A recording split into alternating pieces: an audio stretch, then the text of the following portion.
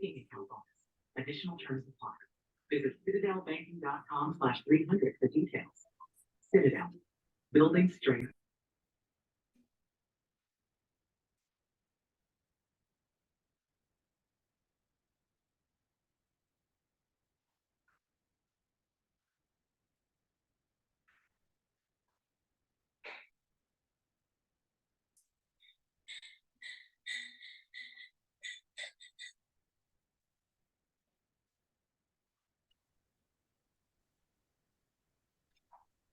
Hey, Angela. Hey, Kyle.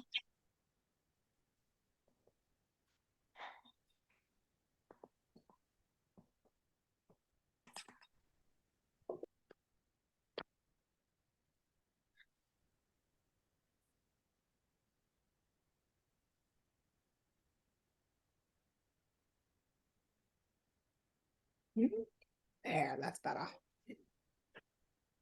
Hello, everyone. Hello.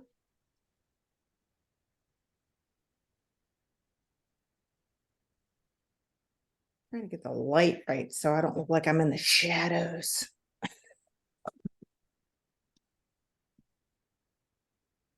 Is everybody ready for the talk tonight?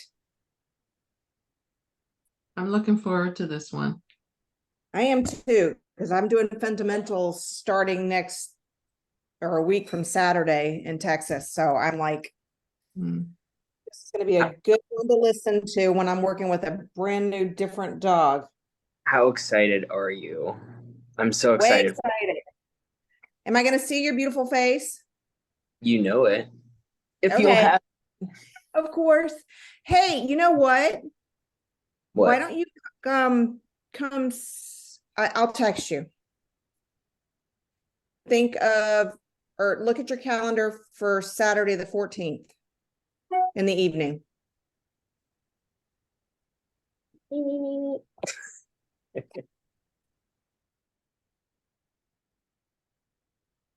See, we got some chats going on here. Maybe, maybe not. Oh, hello, Brienne Charity.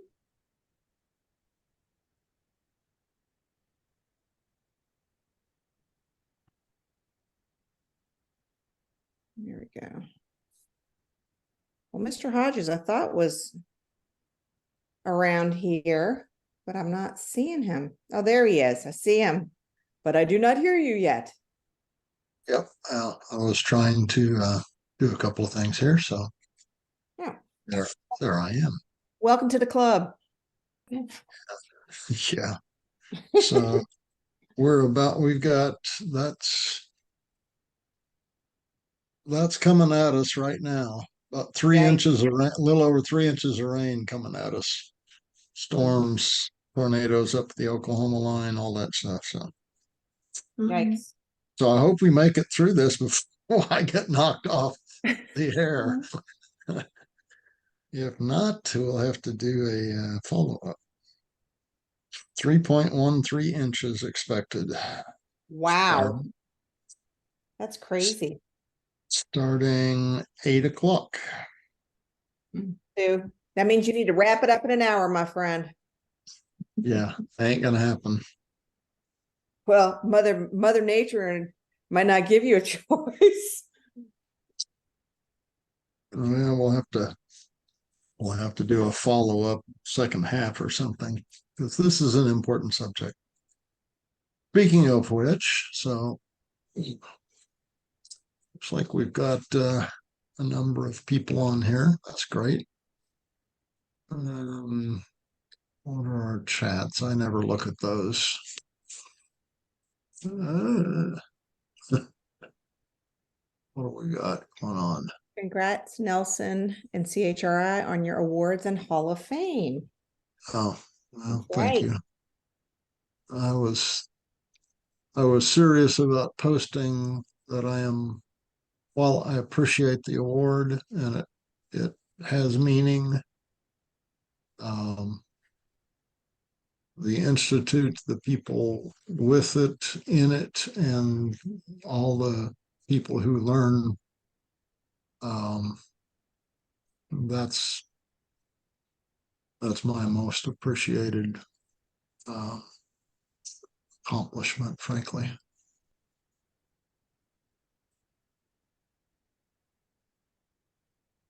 It's okay, Nelson. You can be a little more humble.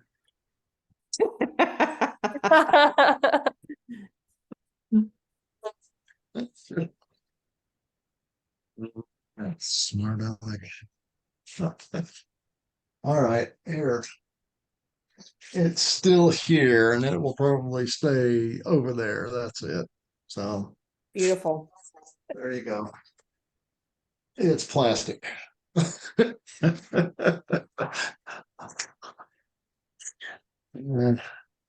All right, guys. We'll give them time for the people who are going to be on here to be on here. Others will be, I hope, will be reviewing the videos of this. So we're going to jump into this. Okay. So this is one of the subject matters that is frankly critical to working with any dog, because the whole aspect of giving that dog a way out. So what is a way out? That means they're stuck, they're uncertain, they're scared, they don't know what's next, they're opposing what you're asking or trying to get them to do. All of those things, every aspect of that, you help them get the way out, or they find it on their own. That's what we're going to be discussing, and you reinforce it. So, we go back to, I'm going to kind of generalize this before I get into my notes here, but we go back into the neurobiology of how brains actually work and the aspect of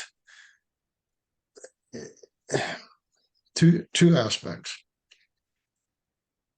You learn when you feel safe. So the unsafe, which is an interesting dichotomy, because unsafe forces you to learn. Stress is good to a certain point and a certain level. So that forces you to get out of your normal known form and experiment. And that experimentation is scary at times.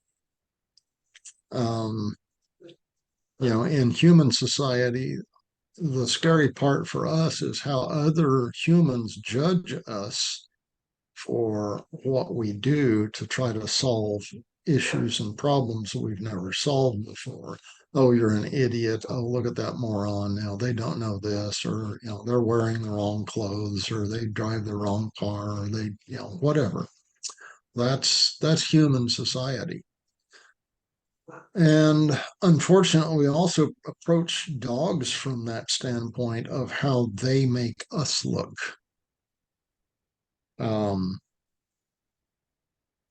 Hence the entire, that's a simple explanation of social media. How do I look to everybody else? How do I present myself? And dogs don't care. And so we put up a massive block between ourselves and dogs because of that aspect of our human nature.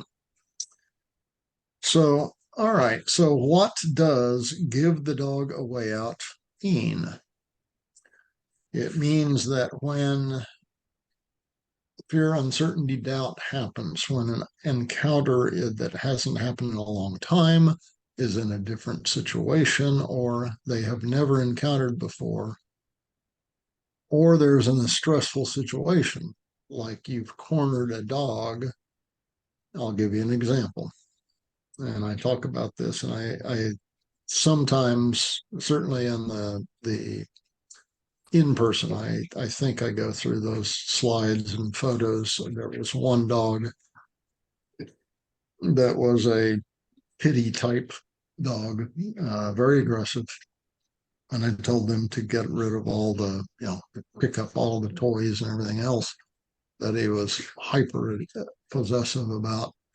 And they didn't know there was one under their back porch. So we went outside to get the dog, and the dog deliberately goes under the porch, brings out this toy, and lays on top of it, showing me teeth and claws over that, deliberately showing me, this is mine. This is, I own everything. I own them. I'm showing you in every way possible I can. And after I took the photo with my phone, I started walking toward the dog, and the dog immediately grabs the toy, jumps off the porch, runs around the backyard to the point where I'm just calmly walking, following it to where I can trap it in a corner like this. So he goes to this point, I go to this point, he stops, he starts to go this way, I go this way. So we had this back and forth into that corner for a little bit. And I deliberately never faced him. I faced that direction. So a perpendicular facing, but I let him know with a few movements that, no, you're not going out that way. No, you're not going out that way. And of course, the only thing in dogs, they know if they possess something and you're preventing them or you're disagreeing, it's about that thing that they have, that representation of survival in the mouth, of eating something to survive on, which is the thing that is most important to possess and therefore show, I've got this, you don't. It's all about me and my stuff. And so I was showing the dog, I disagree in the softest way I possibly could to not get into a dog fight with the dog. And the back and forth a couple of times, the stuck aspect, and I stopped. The dog put it down and took a step this way, and I backed up just a half a step. And so the dog took the out, left the toy there, which is all I was asking of it. So it was the least amount of conflict, just enough and no more, possible to communicate to that dog that I disagreed with that, and that's going to stop when I'm here. And I didn't challenge it to have to force it to fight me or to get into a conflagration physically. It was all psychological. So that's giving the dog an out in that extreme conflict. But you also want to become a partner for that dog and help it get, when it gets to a stuck point, it's not encountered this before, you're asking it something, it gets to something physical or psychological, and it pauses, it's stuck, it freezes, whatever else. Two ways that can be resolved, two major categories, which we'll go over here. Okay, so that's what giving the dog a way out means as an example. So the first element is encountering uncertainty itself. So fear, uncertainty, doubt. So that's what you have, that uncertainty, as we went over in thresholds and we went over in any type of transition too. So that uncertainty about what's next, what's out there, what is this, what's that next step? Is it safe? Am I going to die? So never having encountered this, whatever this before, is one element. Okay. Puppies do that all the time in puppy development. So puppies are protected to a certain aspect and point as much as possible so that their brains can handle it and they don't die or get mangled or whatever else. But puppies, that's how they learn from the beginning, is the experimentation. They've never encountered anything before. So it's all new. And so their development, their pre-development aspects of how they learn, they become very confident, number one, from the standpoint of they don't know about consequences yet. Their brain hasn't developed enough to give them what that really means. So puppies are somewhat protected in a lot of ways, until the brain has developed to a point where there's actually conversations between the cerebral cortex, the cerebellum, hypothalamus, all of the thalami, all of those aspects. And so that loop and up and down and cross lobe conversations start for the fields and the areas of the brain that have certain functions. Once those elements learn how to have those conversations, then that's where the quote unquote fear or uncertainty periods happen, because now the brain has sorted out that there's possible consequences. Like when you bite your sibling's ear and they bite back, oh, that hurts. That's a consequence. So they learn that in very small bites. No, no pun intended, but might as well. Always take an opportunity. And but so having not encountered this, and in puppy development up to a certain point, they have uncertainty only when they're aware of consequence happening to them. That happens fairly fast, actually, because the brain develops pretty quickly. By three weeks, you've got interconnectivity between upper and lower brain, and that starts developing, even though that glial goo continues to expand during that time. So you have some networks that happen during that time. Now, so that's puppies, and that's their development early on, even through to adulthood, which can be as much as 3 or even 4 years for even medium to large size dogs. So when an adult encounters something new, what are factors in there? Well, first of all, if it truly is new and it has an element of what we would consider, what the dog would consider potential threat level, depending on the threat level, have they encountered that before in that situation? Your concept of going to a Home Depot and you go to a different one, you think, well, you've encountered this before. To that dog, it's an entirely different situation. It's different sounds, different smells, different noises, different humans, different activities, all of that. It is a brand new environment. And so they may encounter several of those in different areas. We think of it as the same store generally, and you should understand they don't. And that's what you have to recognize, is how they recognize environments, mainly by smell, which reinforces what they see versus the other way.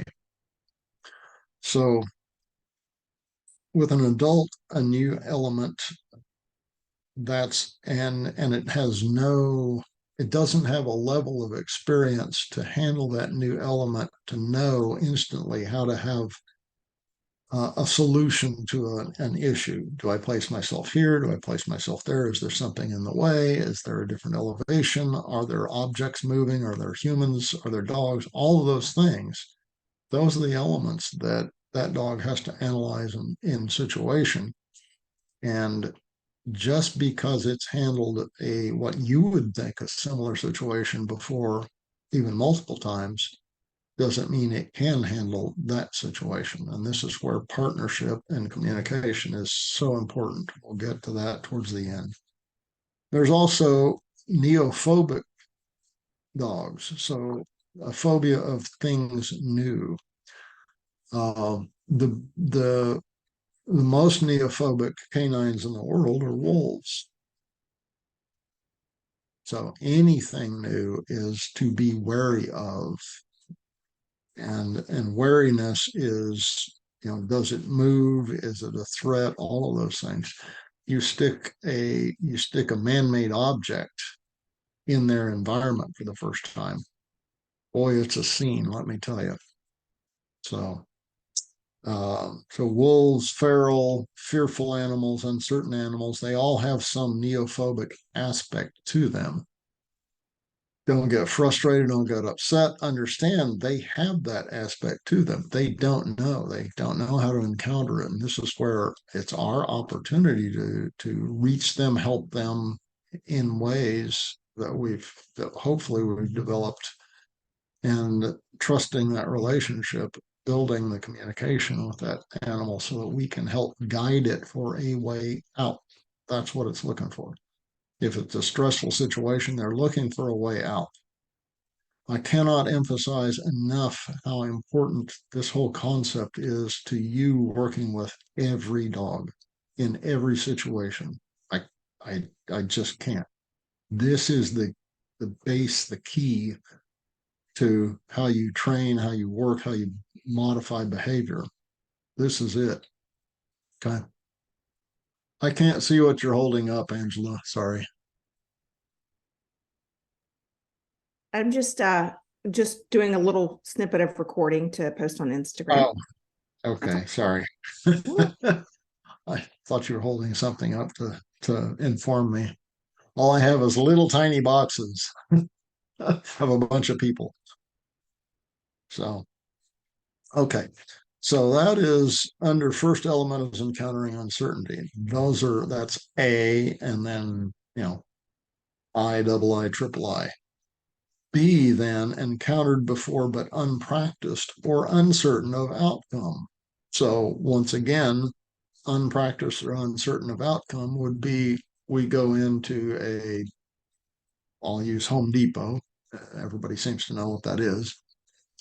And we go to a different one. So we've encountered that one twice, but we go to a different one. This is different. It's similar, but it's different. Now, does that dog have experience in other areas? Is it a confident dog? Is it a not confident dog? What breed is it? That matters. Is it male, female? How old is it? How experienced is it? What kind of relationship does it have with you?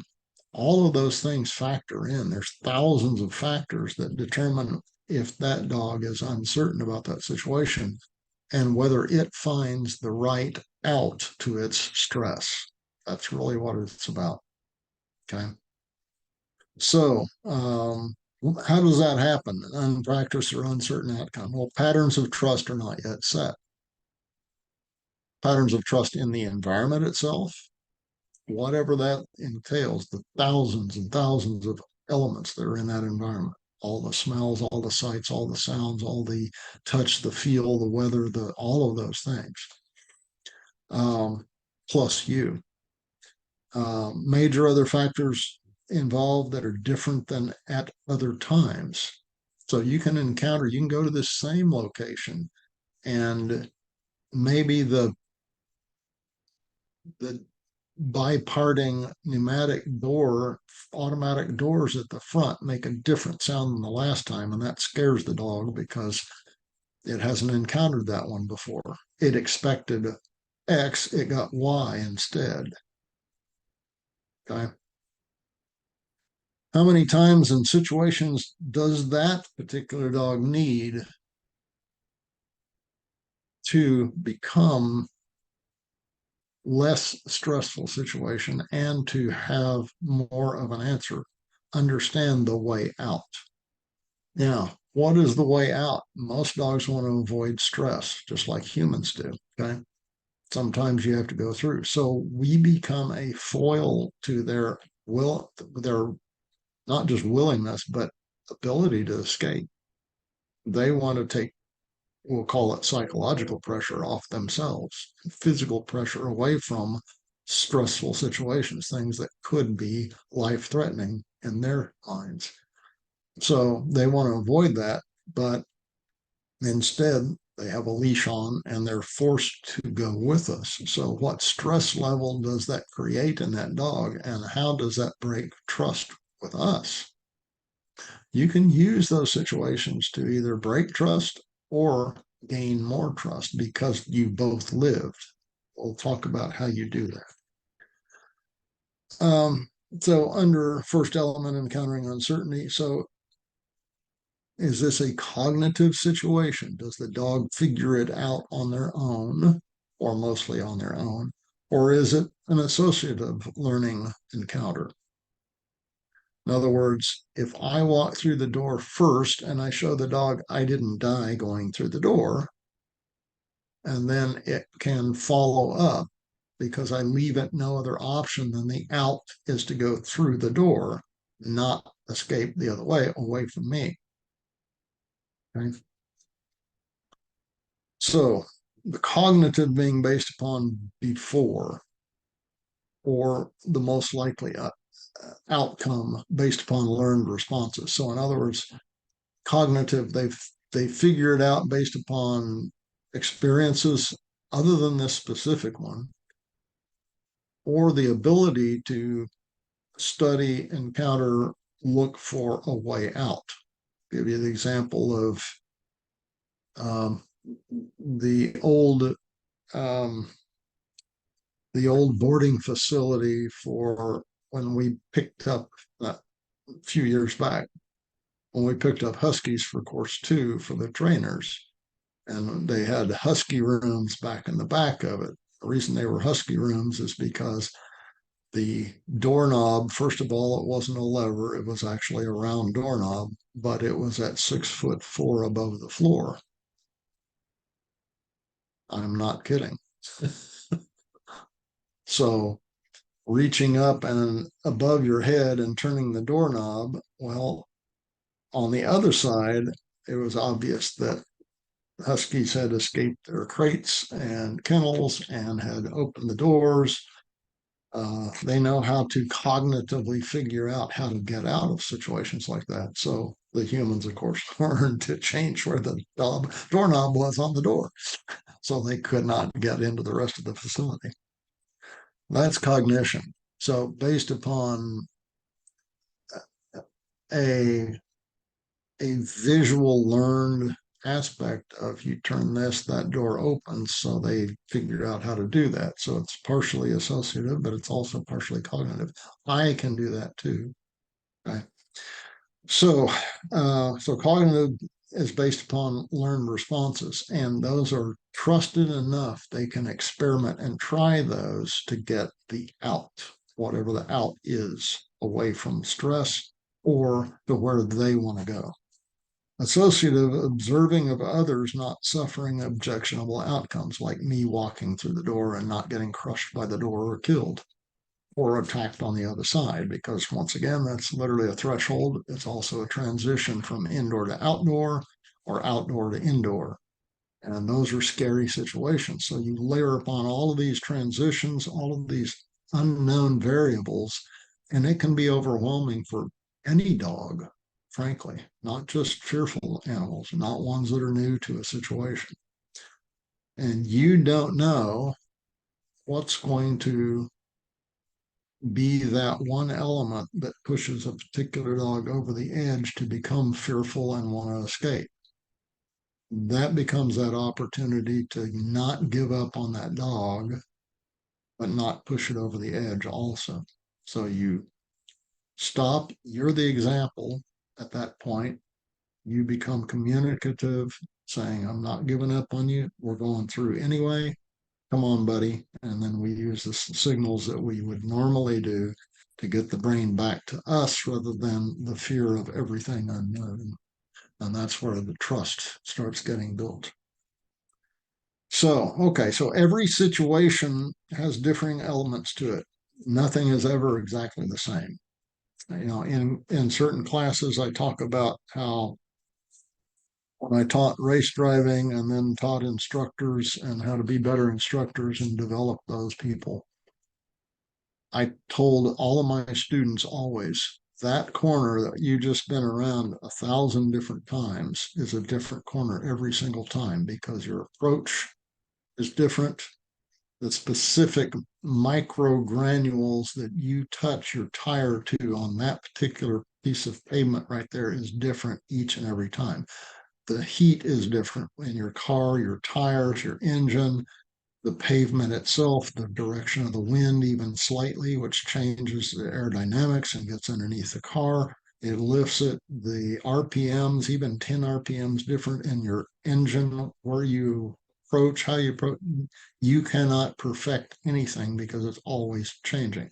So the variables are innumerable. And every time you come to that corner, you have to understand it's new.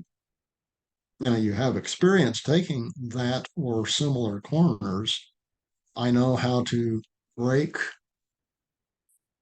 rotate the vehicle, turning a direction, put the gas on to a certain level in the feel that it needs to stay on the track and to exit out at a faster speed. Those things, those are the experience that you know. The ones that you don't know are the effect of all the other variables on the known. And that's where there are so many variables, depends on how enriched or deprived, we go back to that talk, of environment that dog has had in its life up to that point as to its experience level and whether or not it can handle that at all. So if a dog can't handle those simple situations, that tells you a lot about that dog's developmental phases, which should tell you how you should work with that dog then.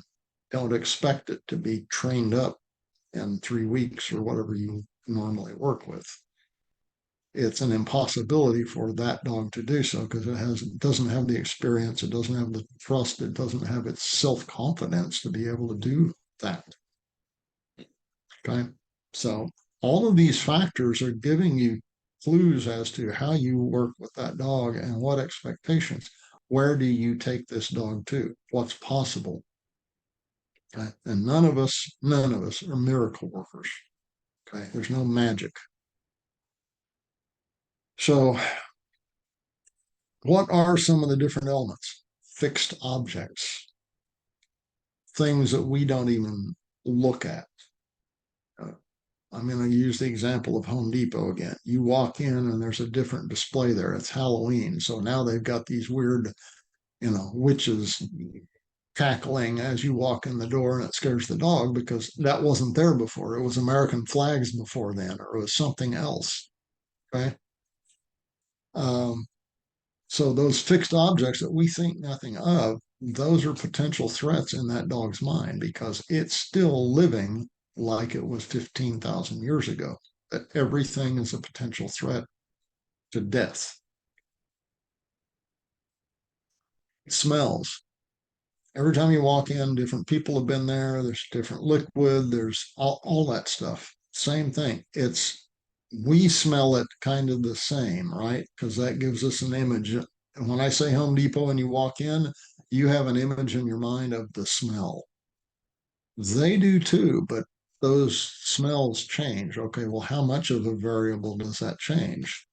So you're helping the dog by saying the way out is through in this case. Now, if you overwhelm a dog and it goes berserk on you, it literally sees itself dying in there and you force it to go in and through, you just broke trust like you wouldn't believe. So instead, you back off, you get it composed, you ask it to come in again. You may not go through the whole thing, but then again, it's the cycling aspect of, okay, we encountered this, you freaked out, we came out, we're still alive, nothing bad happened, you're not injured. Okay, good boy, good girl. Now let's try it again. The dog's going to resist, of course, but you're saying, come on. And the resistance will be less. This is a psychological aspect of all mammals where the first encounter is a shock. The second is no longer a shock, but it's an expectation of bad. Third encounter, maybe, if we need to, is I don't like this, but I'm not dying. Well, that's a progression, and that's what we want to do is we want to give the progression to the dog to understand something that we're asking them. So what that does is starts bonding us to trust us that and we can actually use those types of stressful elements to help that dog bond to us, to trust us, because nothing bad's happened. And we ourselves can't allow a bad thing to happen, or you've broken trust. So make sure you're really not going to push a dog over the edge. Smells, the environment occurring within or without. Okay. Sounds themselves. So those all factor in. What level, how much, how loud, what kind of weird sounds. Are they natural? Are they man-made? Are they mechanical? Whatever. The time of day makes a difference. What is it, morning? Is it noon? Is it afternoon? Is it night? All of those factor into how a dog processes what a potential threat level is, and whether escape is possible and hiding. Okay.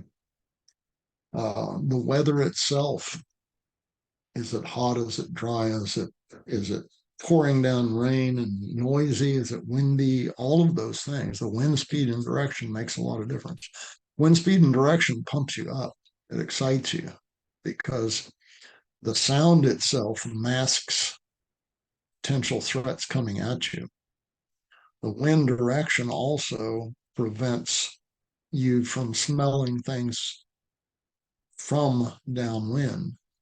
You're only getting one side of the story, so to speak, from upwind. So you're getting less than half the story. So wind speed and direction makes a lot of difference in the behavior of that dog and the trust level. So you're providing an out by also using scent theory by going back and forth and showing the dog in these various areas. See, this is what we're smelling. This is what we've got. The approach, directional, all of those things, angles, how we approach, what distance we're approaching from, and watching when that dog responds poorly. That's its limit, or beginning to get its limit. And then we cycle back and forth, and never straight towards our object, always at angles showing all this space and everything, even close next to that object or thing or person or dog, is still safe. That's what we have to take the time to show the dog. That's the out, is this, not running the other way, trying to help the dog and trying to teach it. Movement around the dog, yourself, others, cars, anything else. That's another variable. Temperature is another variable. If you're uncomfortable in heat, imagine what the dog is too, or cold. So those elements, I made a horrible mistake once with a dog. I was teaching a typical young husky pup female, probably a year and a half old, typical out of control, crazy, funny, goofy husky. And it was 105 degrees. And I forced this dog to walk on blacktop pavement, not in shade. And I didn't even realize it till afterwards. That poor dog suffered some burning on its paws. I recognized it during that. I took her off that to the grass and let her calm down. I put some water on the paws and basically apologized as much as I could to the dog. And fortunately, the client was out too. And then I told her, and she was a nurse, by the way. I told her, this has been years ago, that I think I burned your dog's paws. I didn't recognize that that was happening. I was so focused on something else that I didn't recognize that was happening. My fault. She forgave me for that, no problem. Nurse stuff happens, she understands. So anyway, but we took care of it. The dog felt better, came back, worked with the dog again. Everything was fine. I just hate that it happened, but that's a good example. It was many years ago. Obviously, other dogs, animals, humans, anything that's self-mobile and is a potential threat or exciter is part of that. And so most of the time, 99% of the time, we are not going to them or away from them as an out, right? Because we're not trying to look like a victim, like a threat, or in a fearful mode in a human situation, human environment, which is where most of the dogs are going to be with us, right? And our clients. So having those elements that can move on their own is a much higher level of potential threat to a dog. So we're going to have to negotiate and perambulate through these scary things, giving the dog the pathway out. And that's really what we're talking about, guys. So location of the handler and guide is also very important. Where are you in relationship to the dog? How close? Will that dog allow you close? Is it trying to escape from you too? So all of those things are factors. Okay.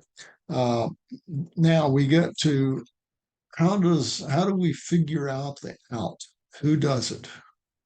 So on personal decision making from the dog's standpoint, okay, so if a dog figures out the out, and we're not talking about necessarily on a leash, but it could be, for instance, the using agility equipment, environmental agility equipment, environmental agility aspects. If we're asking a dog to do X and it doesn't want to, it's resisting, but it figures out another way to semi-satisfy what we're asking of it, and it gets that out, we're going to give it because it's come that far. And that's what we're looking for, is that direction. So if it's come that far, we're going to go, good boy, good girl, and celebrate with that dog. So we give it the understanding that we agree and we're happy for it. We're excited for it. It's the celebratory aspect. I'm getting ahead of myself here, but it's the celebratory aspect of surviving. We'll get deeper into that and how powerful that is to help that dog understand you agree that's part of the way out. Now, it's not the full answer. So let's try it again. And then you make another pause step forward. Yes, you can even pause there. Ask for another pause step. Yeah, good boy. Pat, pat, pat, pat. Okay, off. So it has the way out. It's not pushed and pushed and pushed for your purposes of what you want to teach. You're just trying to get that dog to understand, to trust you, and get it to that next step. Okay? If it gives it to you because it's confident, great. Good boy, and move on. Talk about that a little bit. So that's the personal decision making of the dog themselves, finding the out. Be open to their selection if it is not a freak out, a freeze, a total opposition to you, a flip off, all of those other things. Be open. In other words, observe. It's really important for you to observe what that dog is attempting to give you. Microseconds, micro movements. The pause may be a resolution of I'm okay here. Don't pull or push the dog into something harsher than that for that moment, and celebrate, pat it on the back for just standing there, being there rather than escaping. Those are the things that you need to look. What is that dog giving you? Because what it gives you, it already understands, it buys in, and it can do it again willingly because it's the one that made the decision.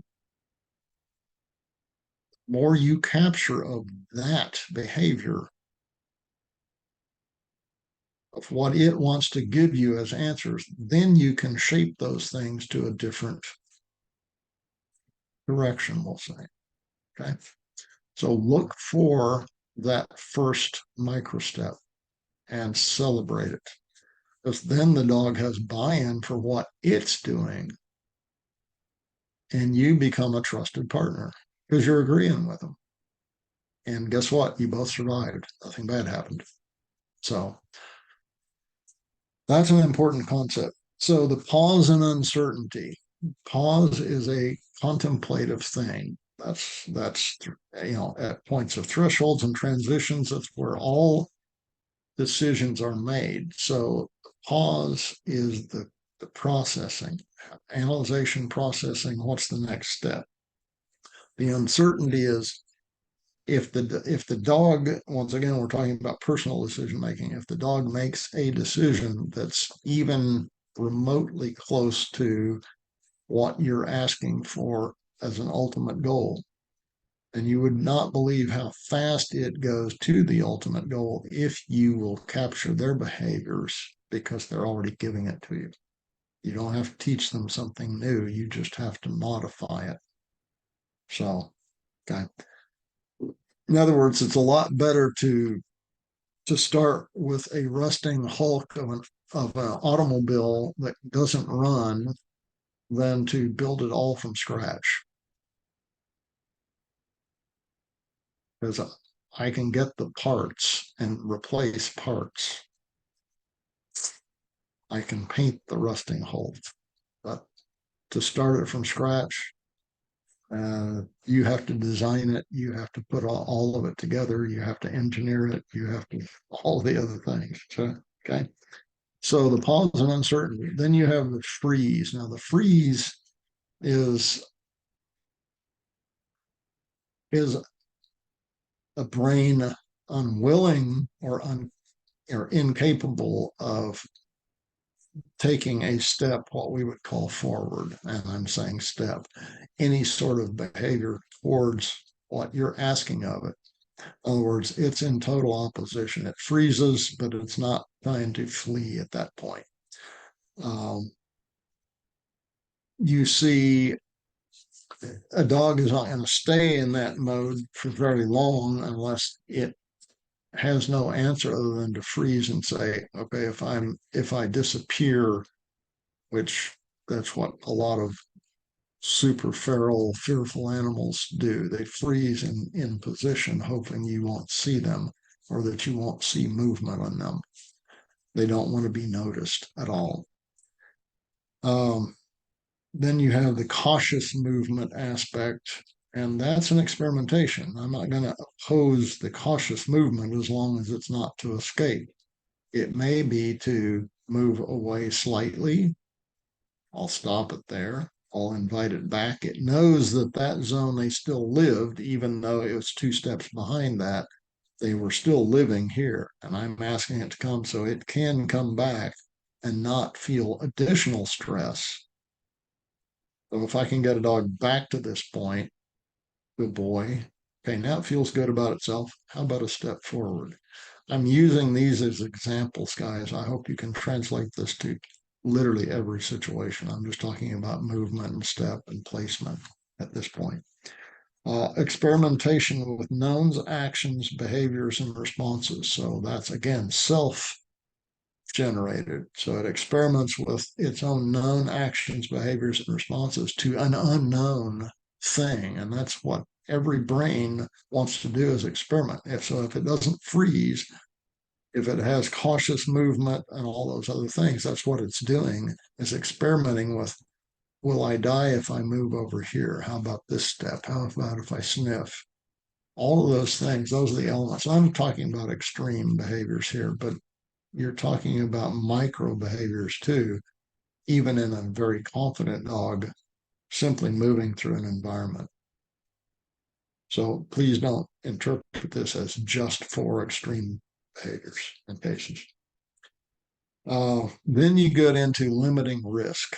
So then the dog starts seeing, I'm surviving, but I want to limit the risk, and that's where freeze in behavior or slow movement limits risk. That decision right there says, okay, if I'm not noticed moving, I'm not at risk. I can survive this. Or if I move behind this box and I, cling on to it so I don't have to move out away from it. That's limiting risk, and they're experimenting around with things, so don't get upset about them. Just help them pass those points. You don't want them stuck in those behaviors mentally. Okay. Fear, uncertainty, doubt. That's what this is all about. You want to get the brain feedback loop. You are working from your brain to the brain of that animal, and you want that feedback loop internally. And what does that mean? So upper brain, lower brain being, we'll call it for simplistic forms and this short discussion of things. We'll call it the limbic system, the lower brain. Okay. And the upper brain, and they have to communicate. But when you're in fear mode, you don't communicate very well with the upper brain with learned things. You're simply trying to survive. So the pause, all of those things is to give time for the brain to process all this throughout its normal cycles of upper, lower halves, the different elements within the brain to give value understanding and analyzation. And that's really what you're trying to do.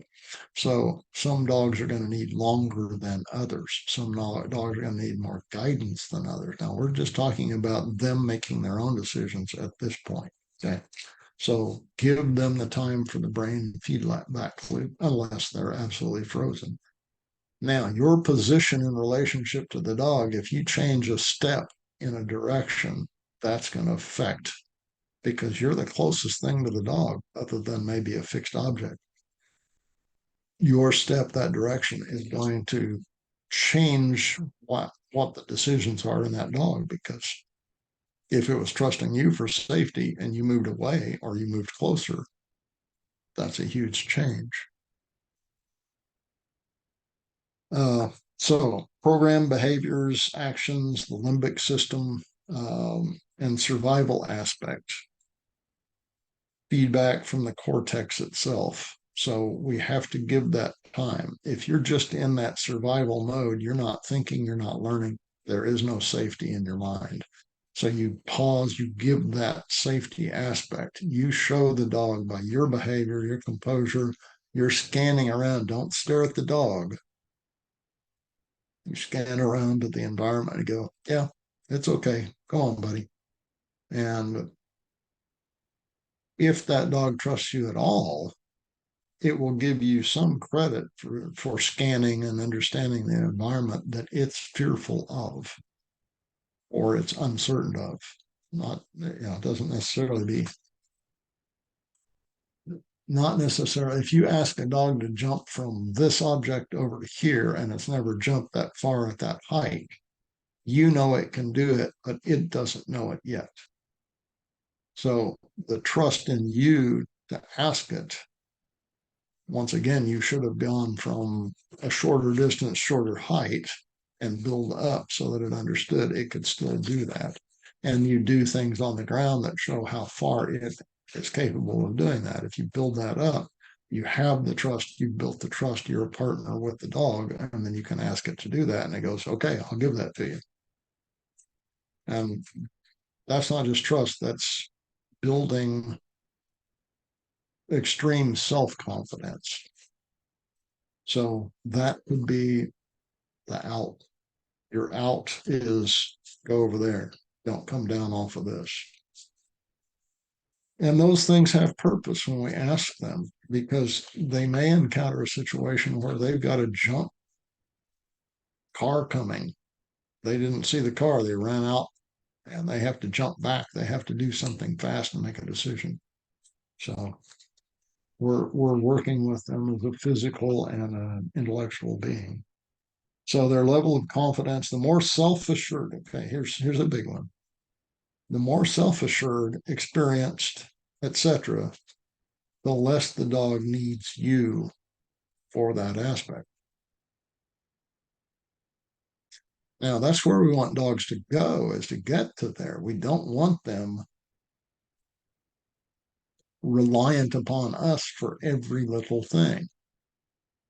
We want to get them to where they have confidence. But if you get a dog immediately from a client and the dog goes, I don't need you. I've got this.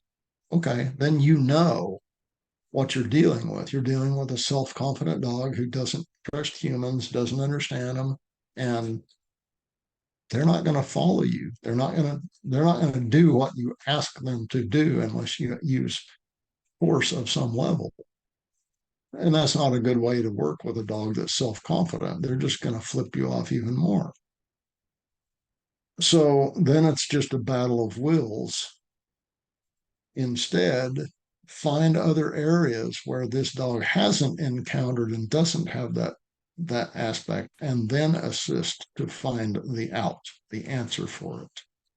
You provide them. So the out is, here's the funnel.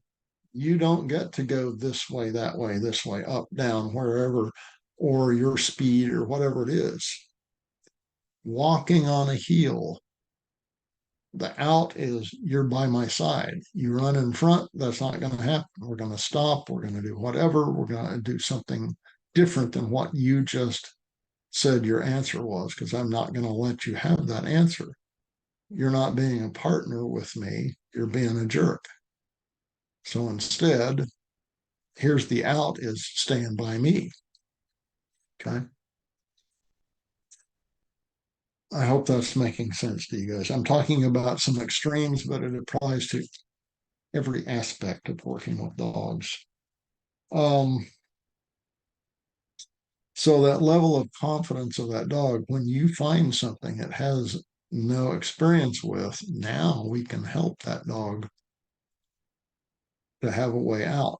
But it can also figure it out, and we agree with it. So now it's accomplished something with us it's never been asked to do before or encountered. And when we say, yeah, good boy, that connection, that partnership there, that changes that relationship of, instead of, I don't need you for anything, to, hey, this is pretty cool. You actually like what I did, which is probably something that dog has never encountered before, because most humans don't like self-confident dogs that just go to the human, right?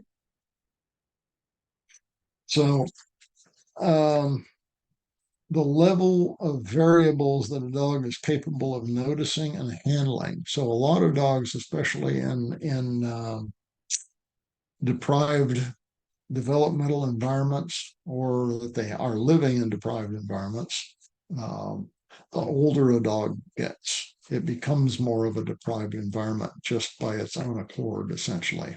Doesn't want to encounter something. So it limits its own encounters and learning situations when it gets older. So the levels of variables, the threat level of each level and aspect perceived by that dog. That's what you're working with on a dog like that. If a dog isn't able to handle a certain amount of cacophony, an amount of variables, amount of movement, amount of whatever else, it freaks out in some way. It shuts down. We back off of that area and we show it a different area so that it can handle it, but we're preparing it for that type of environment. We know what it can't handle. So let's prepare. Let's help the dog find a way through or out of these situations at a lower level. Okay. So it's the threat level of that dog, that the way it perceives it, that is going to determine whether it can handle a situation or not, and how you either help the dog through, or if your insistence is actually breaking that trust. Okay. So thresholds and transitions, from an unknown each aspect. So from an unknown, all of those elements are, how does that dog see the solution, that out, in other words. Okay. So now, for us assisting and guiding this animal, so human insistence is what this is about. And we have to work on our signals, our body position, movement, posture, intent, speed, distance, elements, smell, hand, hand signals, sounds, tools, all of those things that we use to reach and teach a dog, right? So that's what we're doing is we're guiding there. Take your time initially, in slow, out fast. If you take your time initially and you gain the trust of that dog and you learn that communication between you, that initial first couple of days is going to make a massive amount of difference as to where you're able to achieve and accomplish. If you're pushing a dog constantly to a level that you want to get to, you may be successful every time, but you're actually, the dog is going to be fighting you in a number of ways because you're not a partner. You're an adjutant. You're an agitator. Okay. So use agreement, disagreement. And a disagreement may be, no, I'm not letting you escape. Let's go this way. I might put just a touch of tension on that leash and go, and it pulls harder and I'm not going anywhere. So it understands, okay, the only way out is to step forward. So if I take this tension off because I can't handle it anymore, now the leash goes loose. Okay, let's do it again. Pull, pull, pull, pull, pull. Okay, leash goes loose instantly. Now the dog sees the pattern. Oh, if I move forward on my own accord, then that's the out. So you are assisting, showing them the way. Okay, and that's a simple example, but it's a very common one for all dogs.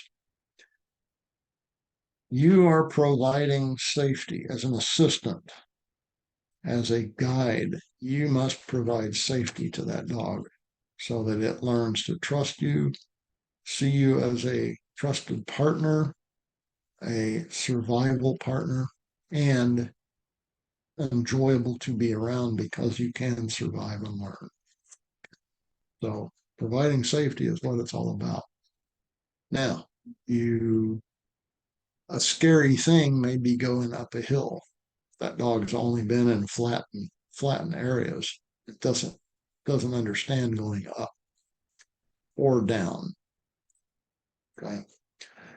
Providing an outcome that can be trusted, and how much more can the dog handle is the guide to enough. Don't push it over the edge. So if it is cooperating with you and you think this dog can do more, be very careful about where that edge is. Okay.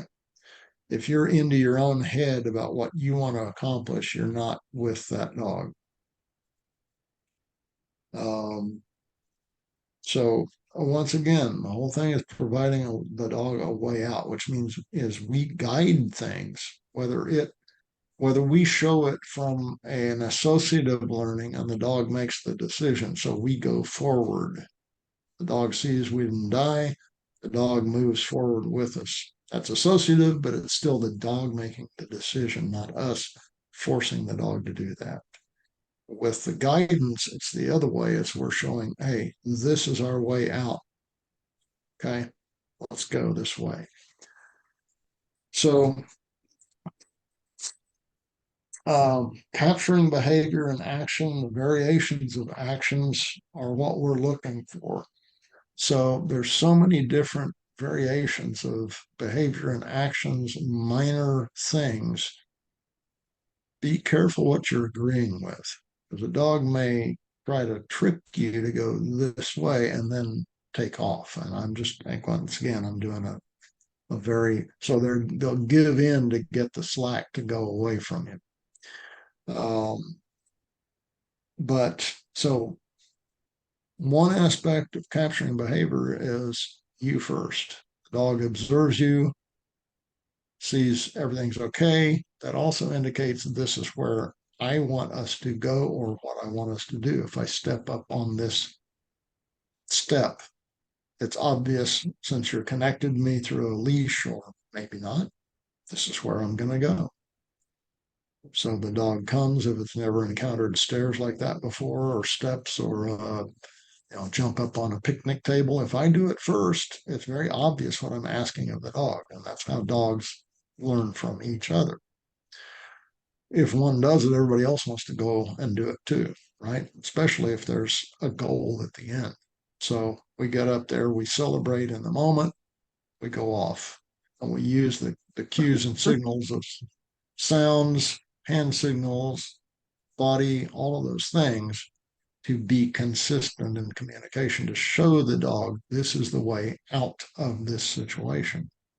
And that's a stressful situation that we're deliberately putting a dog in to jump up on something it's never jumped up on before. Okay. So guidance with signals, that helps prove your worthiness of survival.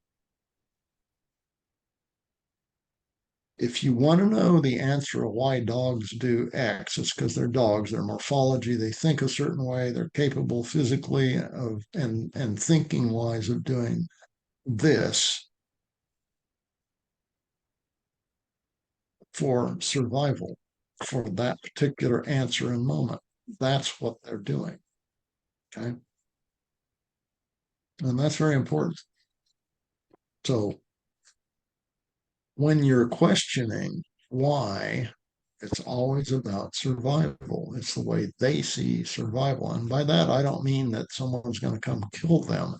It's that this is the best solution for this thing.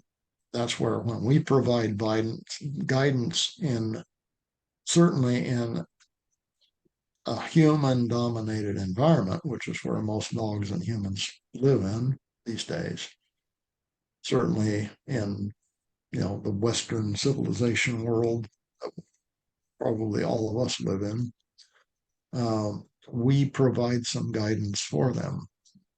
Rules, boundaries, limitations, all the things that you guys normally hear, say, and probably tell your clients, but it's really all about survival for that dog. So ask and then get a repeatable outcome. But the repeatable outcome is not a drill.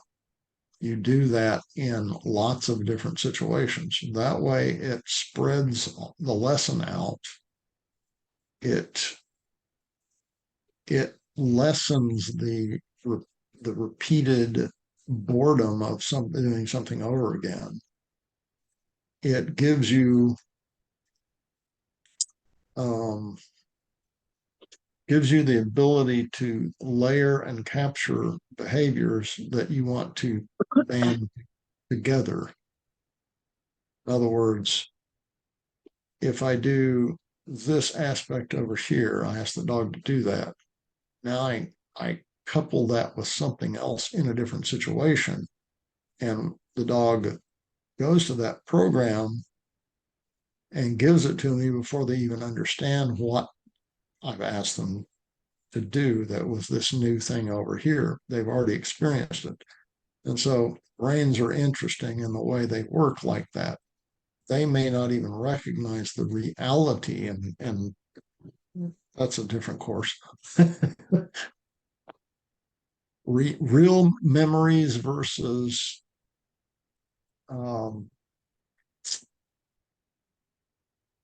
that's a different aspect about the brain, where there have been studies of that. You eat an egg every morning. Hello. Lucy. Okay.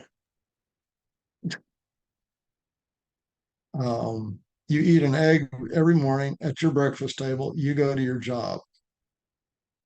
One morning you eat cereal. You go to your job. Somebody asks you what you had for breakfast. You said, I had an egg, because that's your pattern.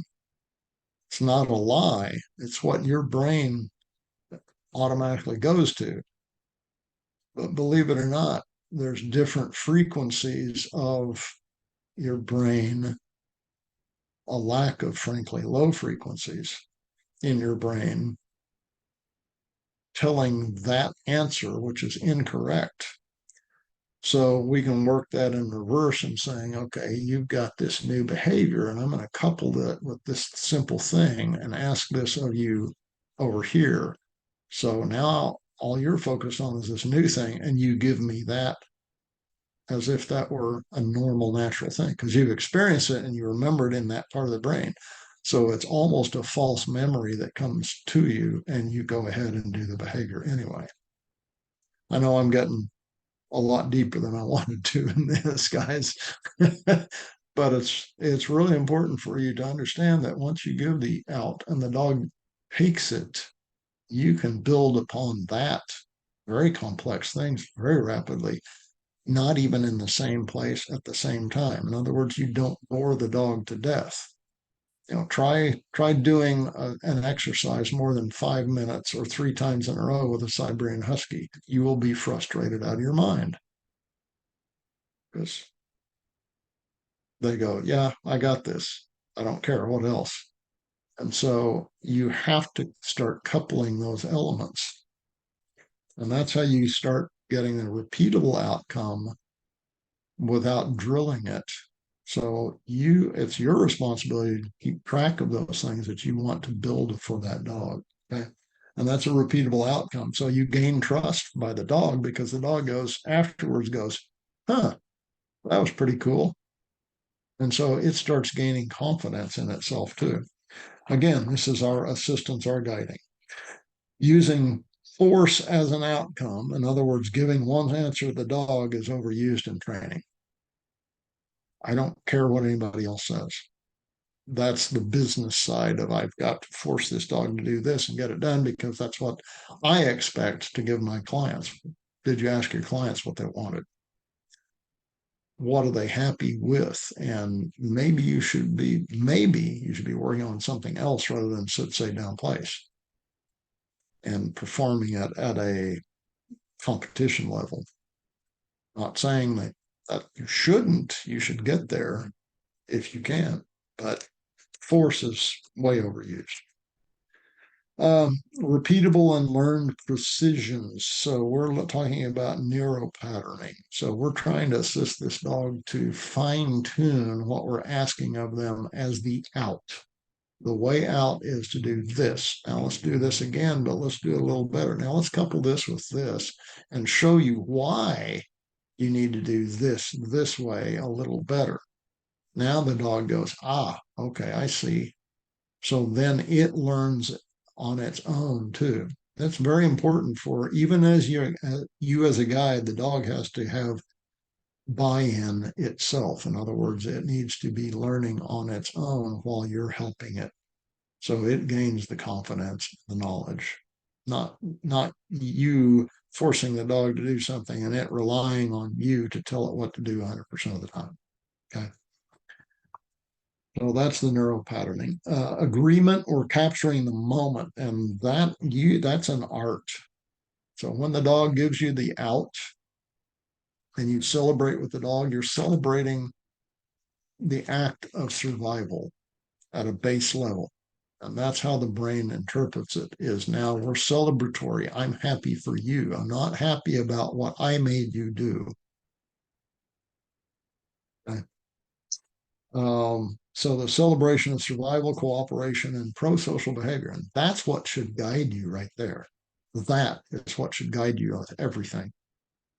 I can't emphasize that enough. So finding a partner to survive situations, you gain trust through proofs. So you do the situations over again, sometimes at lower level, sometimes at high level. It doesn't have to be the same location, the same exact thing, but you're proofing behaviors, not situational aspects. Okay. So behavioral and situational variability is very important in proofs. And too many trainers work a dog in their facility, get the dog to do everything, the smells, the sounds, the actions, the behaviors, etc., hand the dog back and say your dog's trained, and then it's not in that environment anymore. You didn't proof anything. You proofed a performance in that environment with you only. That's it. So the more you are on that side of things, the less that dog is going to retain when it goes to a different environment and to different people. So be careful that balance There we go back to that word again, that balance. Okay. So behavioral variability and situational variability is how you teach dogs to handle itself, make the right decisions more. And that's really what matters for a long-term situation in training or behavior modification. Okay, so we get to now specific outcome guidance. So the initial setup is very important. We encounter a difficult puzzle. Now, difficult is relative to that dog and where you are at in relationship or knowing that dog. If you just met a dog and a dog's an extremely difficult thing, just not getting eaten is probably a difficult puzzle. Okay, that's difficult enough. So success in that direction, not getting eaten and not having the dog want to kill you, that's a success. And we're going to celebrate that. Not very heavily because we don't want to excite the dog or scare the dog. Okay. So, I've got 2.5 more pages left. I'm still on the first page, Angela. Holy meat. Yeah. Okay. I knew I'd go too deep into this stuff and not deep enough at the same time. Okay. So specific outcome. Encounter a difficult puzzle. Whatever difficult is for that dog, the level of that dog. Helps the dog solve the problem. The more difficult, the more threatening, et cetera, to the level that dog can handle it and you can handle it, and you both survive and come out celebrating on the other side, the more trust is gained. Just don't over push the dog. Give it a break too. Okay. So you're helping the dog solve the problem. The more difficult the task, the more trust is built as long as that dog can handle that level. That's what I just said. Your involvement in the difficult task matters. Your involvement. How, where, when, the outcome. You first. You ask the dog to show you, you capture behavior, all of those things. Your involvement is very important in helping the dog solve the difficult task. That's the way, finding the way out. The dog finds the way out, celebrate. Excellent, great, outstanding. Okay, let's try this again. The dog may try a little different thing. You can guide and you go, okay, we've got this. This is better. It's all about we. We have this. Create a celebratory partnership. We're in this together. We are equal partners. This is the hunt defense level stimulation, risk, and survival replication. That's what it is. And yes, I will give you these notes.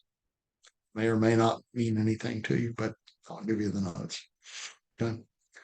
So what we're trying to replicate in the brain, not in reality, in the brain is the hunt defense level of stimulation and risk for survival replication. That's what we always do with everything.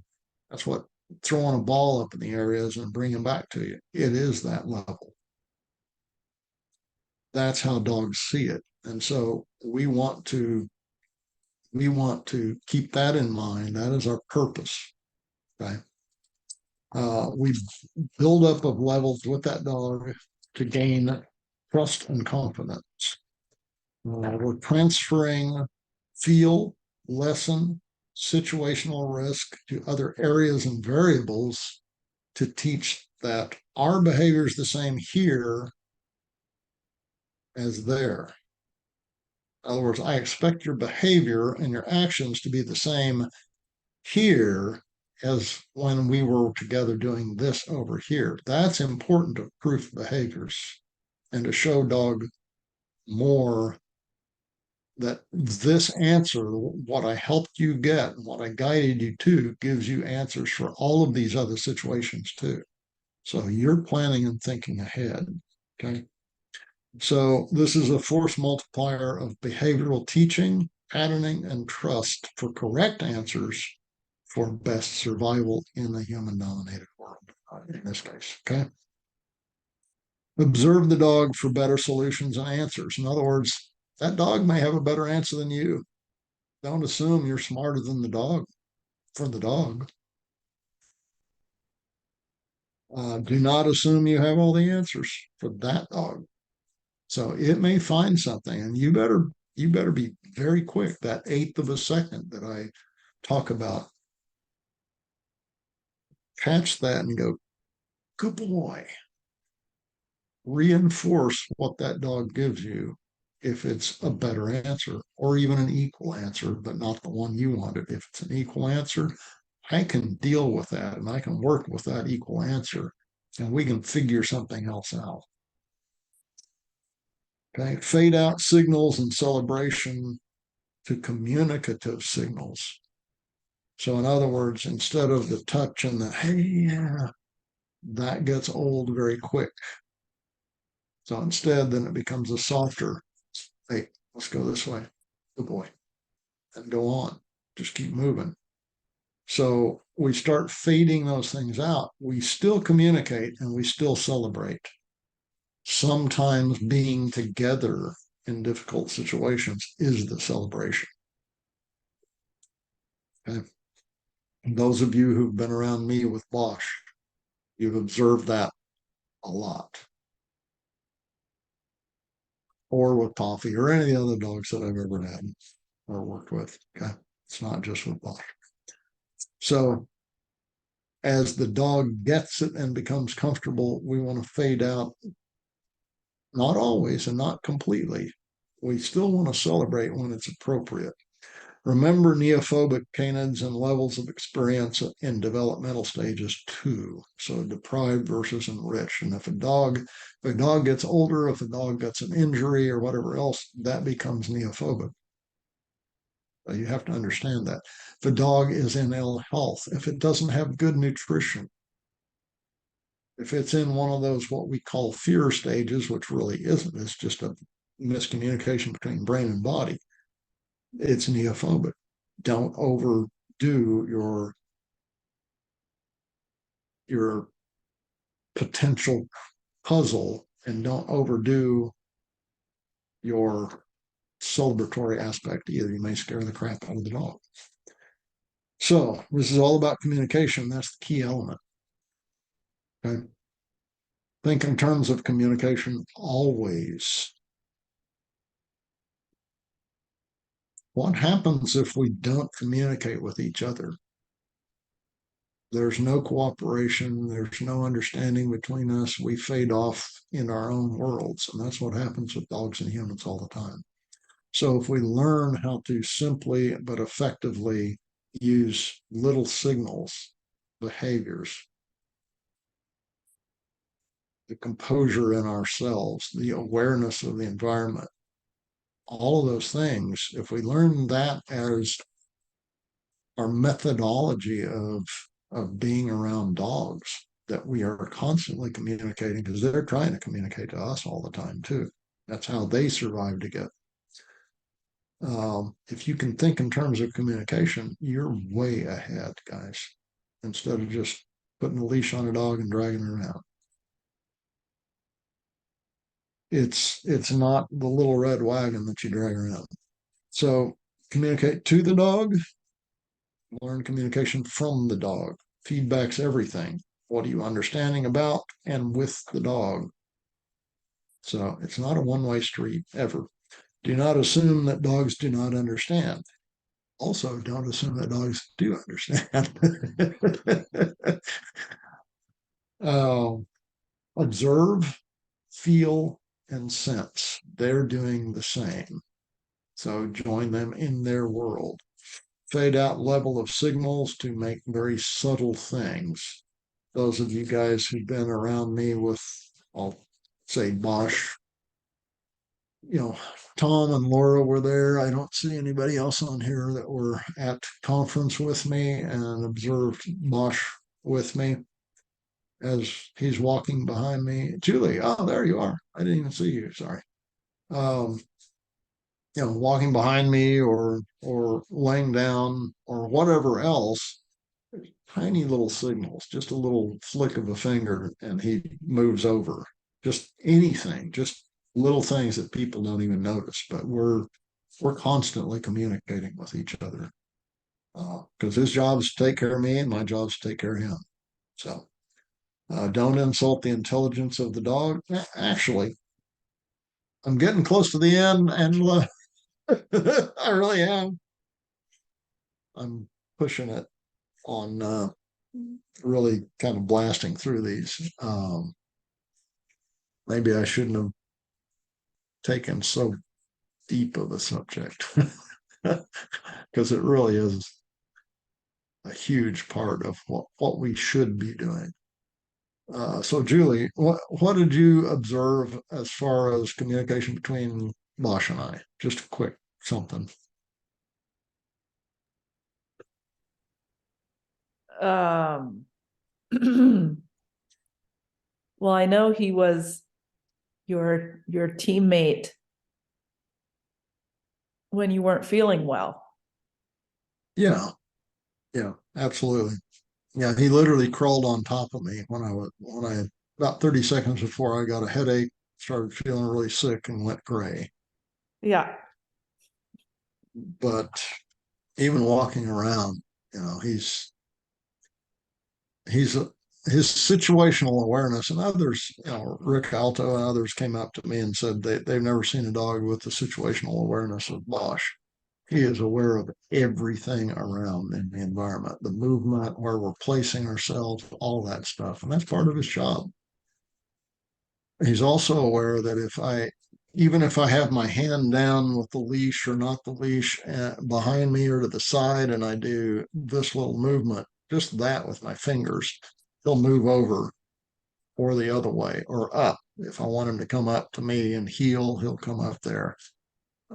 So just those tiny little subtle movements, and that's what you fade the major ones down to where you're constantly easily communicating without effort. Okay. So that's what it was. Okay, I'll wrap this up. And I feel like I'm rushing so much, so I apologize. You probably will have questions in our Q&A. I hope you do, so we can talk about that. That may be a 5-hour long Q&A. Them to me. Yeah. Don't insult the intelligence of the dog. Their senses, purposes, and understandings are different than ours. Let them be a dog and be a partner in areas they can help us. And that's what you should teach your clients too. Dog isn't just there for them. It's the other way around too. Don't make the dog completely reliant upon you. Create confidence in themselves. Overtraining and creating a dog to be reliant on you is not a good thing. And vice versa, frankly, for the human. What's your goal for that dog? Does it involve what's best for the dog and the environment it has to live in, or is it about your ego? Ask that question always. This is how you mainly train behaviors through communication and trust. And the way out of a conundrum, a situation, a new issue, whether the dog gives it to you and you capture it and agree with it, or you guide it to that way out.